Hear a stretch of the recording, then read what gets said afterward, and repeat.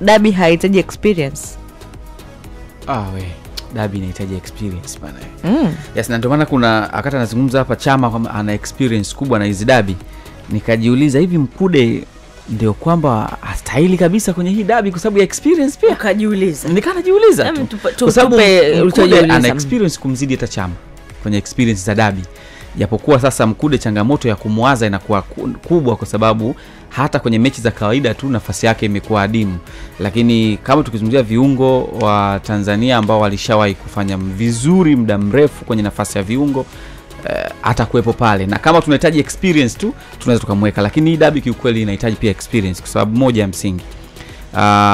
Unapocheza dabi sio mchezo wa zile dakika 90 tu pale unazocheza ndani ya pitch. Dabi ina vitu vingi sana, na ndio maana kuna wachezaji ambao walifanya vibaya kwenye dabi wakapotea. Na kuna wachezaji ambao baada ya dabi wakawa tena hawana amani na wala uhakika wa namba kwenye timu zao, kwa sababu dabi ina pressure kuanzia kwa viongozi wa klabu husika, ina pressure kuanzia kwa mashabiki.